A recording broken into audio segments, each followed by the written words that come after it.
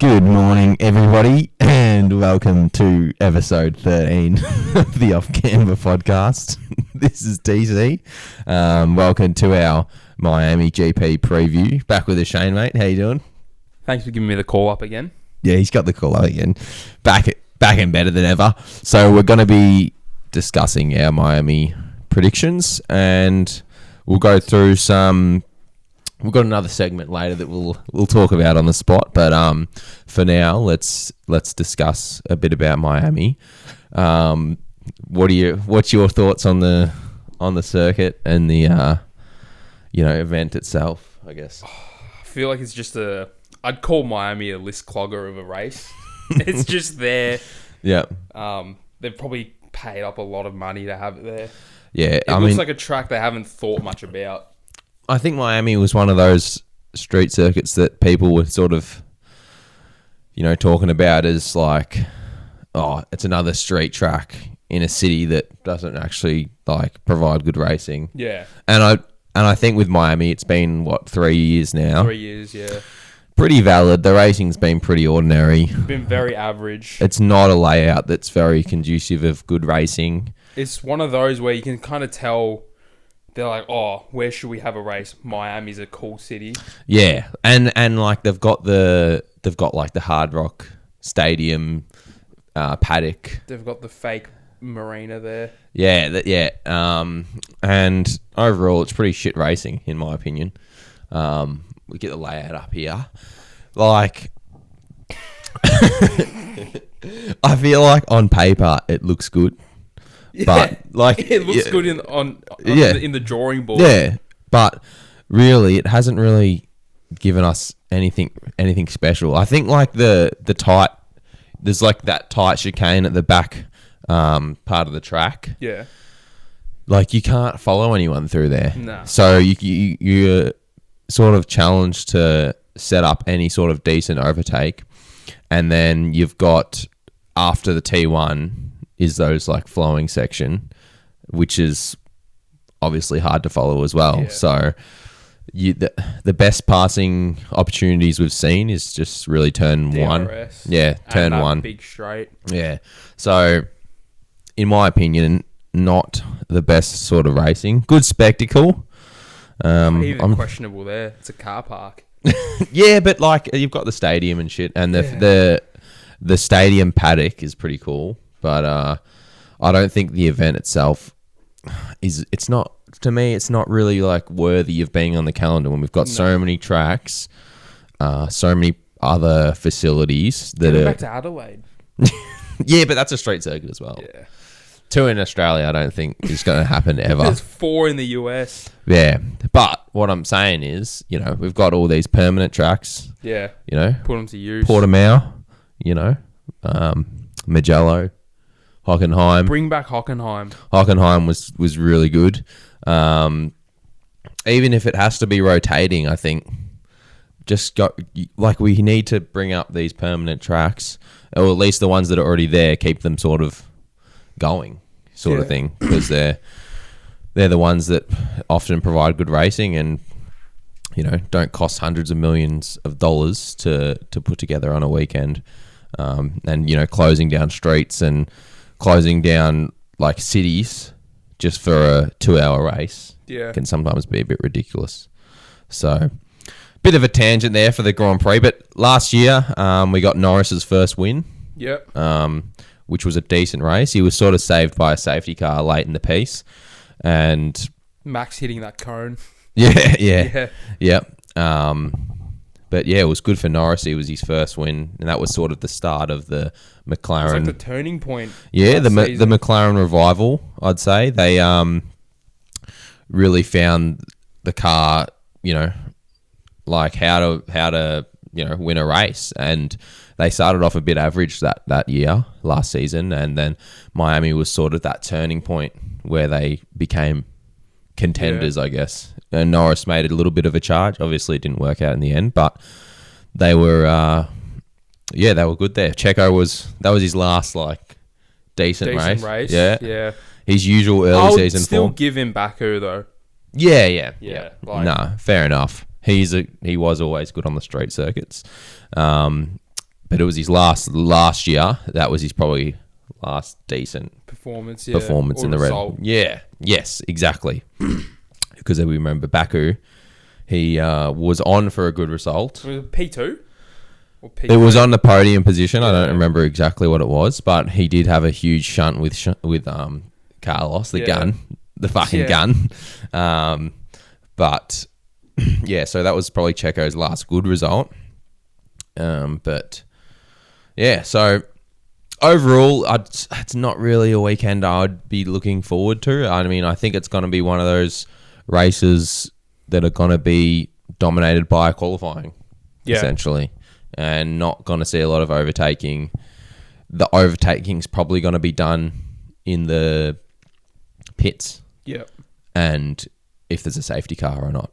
I'd say on the straights as well, if there's a good DRS chance. Yeah, potentially. But I think like a lot of it is what we're seeing so far is you need to have a huge pace delta to actually overtake. Like in Suzuka, I think someone who was saying it, Andre Stella, was saying you needed like 0.8 on the car in front to actually pass. Because it's one thing to get up behind a car. It's another thing to actually make an overtake. You need that much extra pace to actually pass the guy in front of him. And still make the next corner as well. Yeah, exactly. I'm just trying to see if Pirelli's put out their tyres for the Miami Grand Prix. But I don't think they have. Anyway, let's go on to their predictions now. Guess first as always, mate. Guess first. Yeah, let's have a listen. What do you got for me? I've got pole. Yep. Lando. Nice. Yep. Okay. So he's gone against his, against his preference. Lando hater. He's gone against his preferences. This guy. But Piastri's going to win. Yep. Okay. So Piastri's I think Lando's going to simmer down over this 2-week break he's got. Yeah. Okay. 1 week. Get his head back in the game. Get his head back in, but then I don't think it's going to be enough. He's not going to get the actual result that he needs. The one thing we saw last season is when he's down for a bit. Yeah. Okay. What about class? Give us a class. Class drive. I'll say Piastri. Okay. Because he'll have one of the only overtakes. Yep. And it's going to get him the win. Yep. And a run wide. Wait, Stroll, easy pick. Low hanging fruit. Low hanging fruit. Yeah. Fair enough. I can't really say much to that because Aston's are sort of nowhere. I'm going to go... So mine is... I've doubled down on my Norris again. Pole for Norris. Winner is Norris. So I think he's going to come back. He's had the pace, but he hasn't had the... the execution. Yeah. So no guts. Yeah. He's got to finally get that result. He needs to get the result. He needs to put that pace to good use, and I think this week he's going to be able to get that with a win and pole, clean sweep of the weekend for Norris fastest lap, of course. Giving him the hat trick. Yep, 100%. We got class drive. We've got Leclerc. He's going to carry on the form, I reckon. Yep. Nice podium last week. So I don't think this is a track that suits Ferrari as well, but why? Because it's more of the stop-start, slower corners that I don't think they benefit from. Yeah. Like, they were slower in Bahrain. Yeah. Which is sort of a similar track to this rather than... Like big braking. Yeah, they were like... they were like sort of faster in Jeddah. Yeah. Which is at more high speed. So, and I think they are quicker on the straights than McLaren from memory in Jeddah. But, so I don't think it suits them as well. But I still think Leclerc's going to carry on the momentum. Bag a top 5. He's got to bag a top 5. Keep the points consistent. I think Russell's going to be in there for a podium. I don't think Red Bull podiums this weekend is another big call.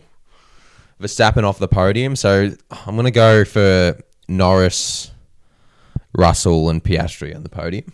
Yeah. Because I think Russell's just going to be in there. In that order? Yeah. Yeah, let's do that. Norris, Russell, Piastri. Yep.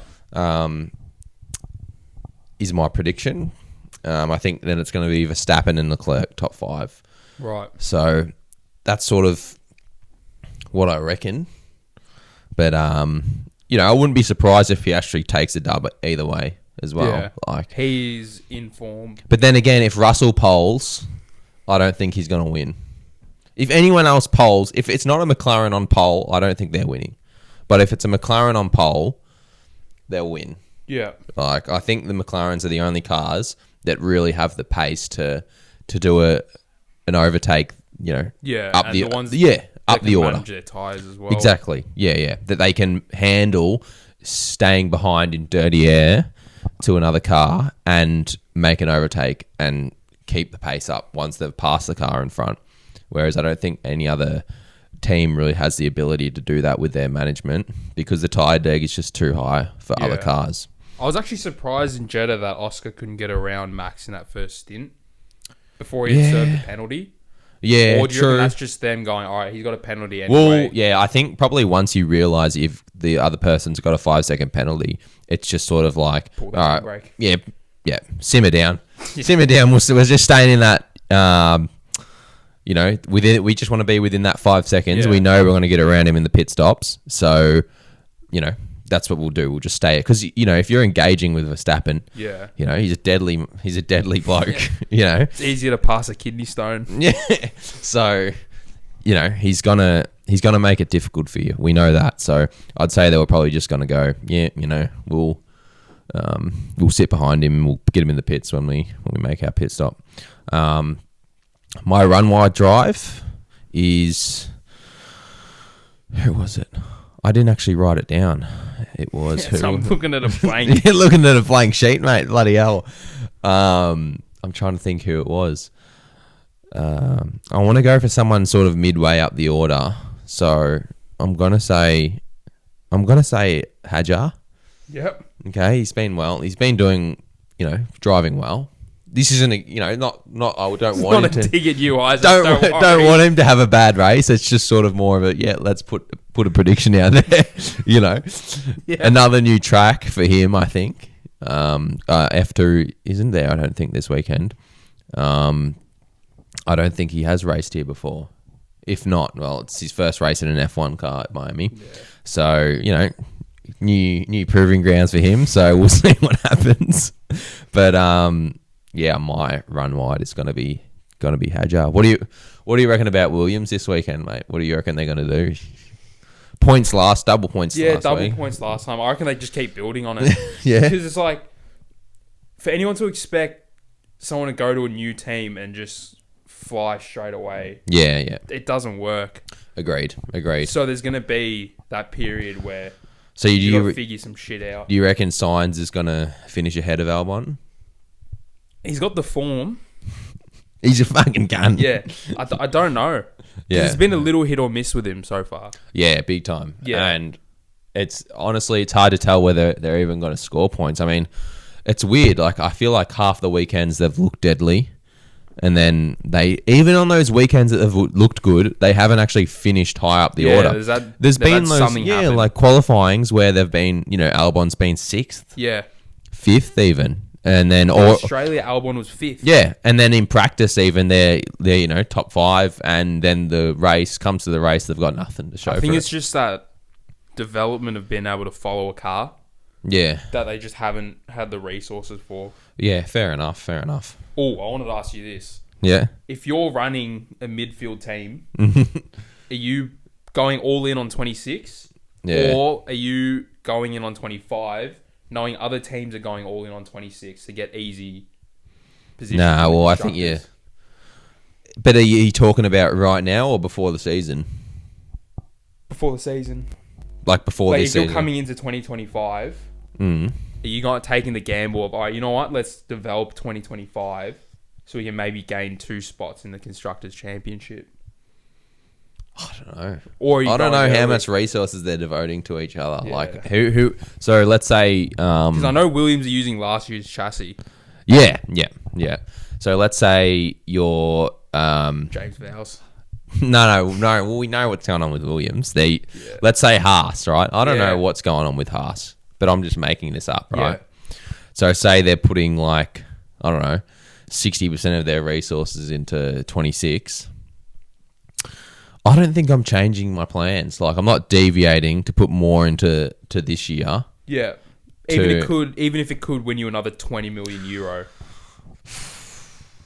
Yeah, but like new regulations is so much more to gain. Yeah. Than fair enough. Making a couple of tenths in 4-year-old regulations that we know sort of what's to come, and this is the last year we're going to be running them. Yeah. So I don't think you would deviate from what you were planning to do initially, right? So you just stay on track with, we're just going to do 40% into this year, 60% into next year, and just leave it as that, because you don't need to deviate from that. So I'd say don't put more into this year, because I don't think there's a lot to gain. I think there's more to gain next year.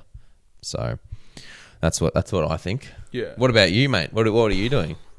It's a hard one. I almost wanted to take the gamble and go, let's see what we can do this year. Because we saw with Alpine last year, after that Brazil race, I think that won them like another 15 mil or another 20 mil. Yeah, but I don't think that was a result of them putting more money into the car. No, but as in that's how much a spot is worth. Yeah, yes. So if you can move up 1 or 2 spots in the construction. Yeah, they got like 40 mil extra from that. Like they moved from like 9th to 6th. Yeah. I'm pretty sure. But I don't think that was like, that was more like just luck, complete luck, I feel like. Yeah, but that's them because they've jumped up 3 spots. Yes. So then if you can spend a bit more this year. Yeah, but they also have put a lot of money, and I don't know, a lot of money, but whatever they've done in terms of like development has worked, because they're bloody like a lot quicker than what they were last season. Yeah. And towards the end of last year, you could see a huge improvement of pace, and then that sort of transitioned into this year. So they're in a better position. But yeah, we'll see how they go anyway. But it was a good move from them, I guess, because they made a lot more money out of that. Yeah. And they're carrying the momentum into this year. So, yeah. Any other takeaways from Miami that you want to touch on? Like, nah, not really. Nothing much. Nothing special, mate. Major. Nothing special. Nah, mad. All right. So, now let's move on. Something else we want to talk about. So, this is our discussion on... if we were talking about, new fans into the sport, and what they maybe want to know, or what they should look into and stuff like that. So we were like, let's talk about races that every F1 fan should go and watch, right? So whether you're new to the sport, not new to the sport, this is every race you should watch as an F1 fan, right? So this is like, if you're getting to know the sport now, what were the cars like in the 2000s? What did they sound like? What do they look like? What was the racing like? 2010s, what do they look, all that shit. So start with you, Shane, mate. What do you sort of got? Let's go through. I haven't got an order, but the one that came to mind straight away, 2019 Hockenheim, or Germany. Yeah. Yep. In the wet, nothing was going smoothly for anyone. Yep. Stroll finished on that podium. No, he was going to finish on that podium. Yeah, and there was a lot of lead changes. Seb crashed out. Yeah, Hulkenberg was... Are we spoiling the race? Yeah, if you haven't seen it, it's your fault. Yeah. So Seb started P20th. Yep. Came back, finished second. Yes. 2018, he hit the wall. And 2018, he hit the wall after leading his home race. Yeah. We had Hulkenberg about to get his first podium. Almost had a podium. Yeah, still hasn't got one. Still hasn't got one. Yeah. That was probably his best chance. Yeah, he's had a lot of good chances, but we had Lewis Hamilton making mistakes in the wet as well. A few 2020s though as well. Italy, Monza 2020, Sakir 2020. Also, Checo's win. Checo didn't have a drive for the next year. Yes. Gets spun around his P20th. Yep. And he comes back and wins. Yep. Gasly in Monza 2020, which was sick. Obviously, I'm sure everyone's seen 21 Abu Dhabi. Yeah, if you look at the highlights of that race, Yeah. you've got the first lap, you've got Perez defending after the first round of stops. Yep. And then it cuts to the night when Latifi's puts it in the wall. Yeah. Very, very controversial race. We can touch on maybe at a later date. Yeah. But people definitely in their feelings about that one. That's for sure. So, a few good title deciders. Obviously, we've got 07, 08 Brazil 2012, I'd say. Yeah. Yeah. 2016 Abu Dhabi, 2010 Abu Dhabi, some good title deciders to watch. Bahrain 2014 was like the first real huge on track battle between Brosades. Hamilton and Rosberg. That's actually insane that they were friends as kids. Yeah, and I know. They end up on the same F1 legit team. and came together, and that's another. If you're interested in that battle, and obviously another one pretty famous, Spain 2016. Yep. It's also Max's first win. Max's first win in the Red Bull. Hopped into the Red Bull thanks to Camber. Yeah, took Fiat's seat. Yes, the torpedo. The torpedo. Yeah. So, and that was Mercedes, Hamilton and Rosberg's crash, their famous crash. Yeah. Good thing is F1 uploads 20-minute extended highlights of these races. They do it for one race a year. Yeah. And it's for the one that they deem as like the best race. Yes. Yeah. So for example, 2020, it was the extended highlights was I think Sakir. Yeah. Yep. 2019 was Hockenheim. Yep. What else we got? Another great one to watch is Canada 2011. Button wins with 6 pit stops. He won with 6 pit stops and a collision with Hamilton. Yeah. Which was insane. The cars also sounded amazing back then. Yeah. Like the V8s, which was that era, and the cars are really long and skinny. But they sounded fucking good. Yeah. So that's sort of 2010s. 2000s, I had to do a bit of watching for this one, actually. I did as well. They don't have highlights for these early 2000, early to mid 2000s. There's a few that they do, though. But some you just got to watch. The whole 2-hour Grand Prix. These are actually hard to watch, though, not to put you guys off. But they don't have the timing. Yeah, like they do now. Yeah, 100%. So I've got my 3. Brazil 2003, Japan 2005, Hungary 2006. Brazil 2003 was a wet race at Brazil, obviously. Brazil 2003. Schumacher crashes, Alonso crashes, Fisichella wins, and after he won, his car blew up. Yes. His car. This is the one where they didn't know they won. Yeah. And his car blew up. And the one thing I noticed about the 2000s races is how fucking dangerous they were, like the standards. Yeah. Like, Schumacher crashed into the fence in front of a tractor and another car. Like, they were still racing. And then Mark Webber crashed on the main straight just before the pit straight. Alonso runs straight through a tyre and has a huge shunt. Like today, I mean, that'd be definitely red flagged, like immediately. They red flagged it after the Alonso crash, but that race was insane. And Fisichella, first and only win. And Jordan's last ever race win.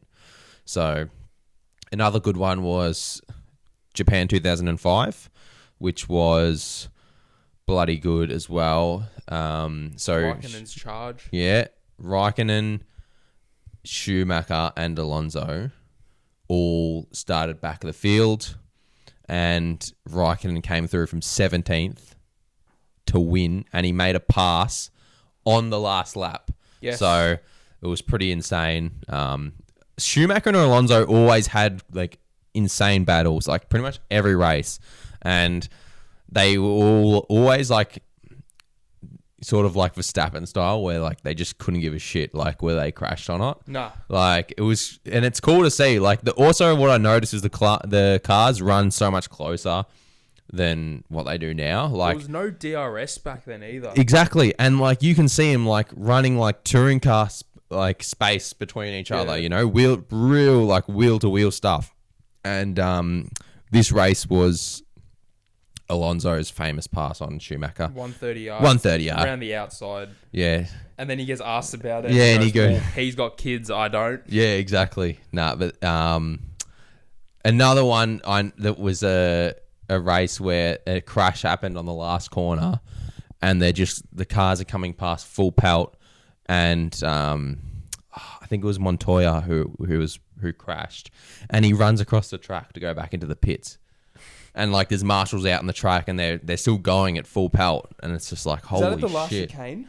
It was after the last chicane, like on that turn that leads onto the main straight, which isn't really a turn nowadays, but yeah. So insane stuff, insane. And then my last race is Hungary 2006, and Jenson Button's first ever win. So the commentator was going off when he crossed the line, which was funny to see. Bit of British bias there. Yeah. And Raikkonen, part of his race, he was leading and he smashed into a back marker, like a lapped car. He just ran into a back marker. It was a wet dry race. It came dry. Alonso crashed out, and Schumacher was in points position, but he was defending people for not for no reason, but he was trying to not let people pass. But he was too aggressive, and then he ended up DNFing, and obviously that's crucial in his championship back then because it was him and Alonso. Yeah. And they ended up both DNFing for no bloody reason when he could have just Schumacher could have just, let him go, not put up as valiant as a fight and just maintain a point scoring position, but he DNF'd, and yeah, it was good to watch. So definitely worth at least sussing the highlights. All of those ones I saw that they do have extended highlights on the F1 channel. So definitely give those a watch. And back then, even the cars just sound so good, top notch. On the downshifts as well. Yeah, and they look nimble and they can follow close. So it's good stuff. What else? Anything else for me to get to gloss over? I had a 21 Sochi. Yeah. Oh, yeah. We all remember this one. Yeah. So Norris's first potential win. Was win. it his first pole? I think he got pole as well, yeah. And it was his first potential win. Yeah. And then I think in the last 6 laps, maybe, it was rain. Yeah, yeah. And then it just proved experience. Yeah, this was Norris's first, it's just showed the team, didn't have the guts to win. They didn't know how, McLaren didn't box him when they clearly should have boxed him. Yeah, they that knew race. rain was coming. They knew people were going off. And they asked Norris, what do you think about it, Inter? And obviously Norris doesn't want to give up his lead, his first ever lead. Yeah. Position, even though him and Hamilton had, I think it was 40 seconds on the rest of the field. Yeah, it was a fucking huge muck up. And Verstappen came through with the strategy at the end. Yep, I think he was he was all the way, I think it was P17. Yes, but he came through because they boxed straight away. Yeah, and then he ended up P2. Exactly. So, that's what happens. So that's why you got to listen. The team sometimes has to make those decisions when they've got better information. Yeah. And they know they've got better information. They got to be you got to box, mate. Don't even ask questions like how Mercedes did for Hamilton in that race. Box. Yeah. And he boxed. No questions asked, whatever.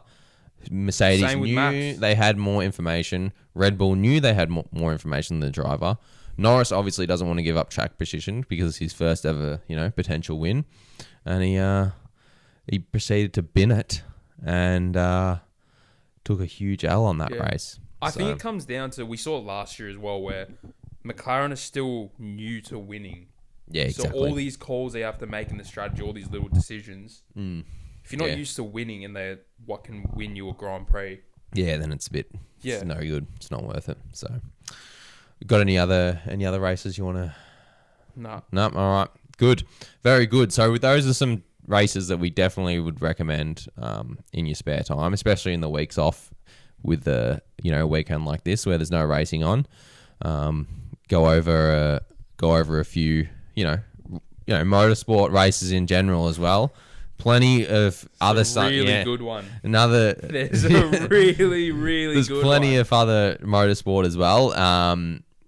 WEC always puts their highlights and stuff on YouTube, which is You good to have a watch. spare 30 minutes. 30 minutes, yeah. Okay, The last go ahead. 10 laps. The 2014 Bathurst 1000. Yeah, okay. So the 2014 1000 in Australian supercars is probably known to be one of the best races in Of all time. history Yeah. of motorsport in general. So we won't spoil it for you, but Nah. definitely go and give that one a watch. I'd say watch the first 20 to 30 minutes and then watch the last. Well, 10 laps. usually Supercars puts out like a 40-minute highlight for Yeah, they do. Bathurst And races. they also put out the 7.5 hour Yeah. full races Yeah, so on YouTube. get familiarize yourself with a lot of different types of racing, and it makes you appreciate it more, I reckon. Yeah, especially when we were at the qualifying day at the Grand Prix. Yeah, You see the supercars come around the last corner, yeah, and then you see the F1 cars take it. yeah. The speed difference is Yeah. fucking nuts. So, it's good to see. So, that's all we've got for today, guys. Make sure you give us your Miami predictions for the Grand Prix this coming week. We'll have a review out after the Grand Prix. We could even do a little intermediate qualifying review before the race. I wouldn't mind doing that, actually. Well, it'd be Saturday afternoon if we do it for us. Well, yeah. So we'll see if that happens. But You've got to do it now. You've mentioned it. yeah, put it out there, mate. We'll put it out there. But yeah, so we'll see how we go though. Yeah. It's a maybe. It's not a definite. I'm not claiming it, but let us know your predictions. And yeah, we'll Sorry, guys. Couldn't do it. didn't Sorry, guys. yeah didn't Didn't get around didn't to get it. around to it, mate. Nah, but yeah, thanks for watching, everyone, and we'll see you. Probably we'll see you post qualifying. All right, take care.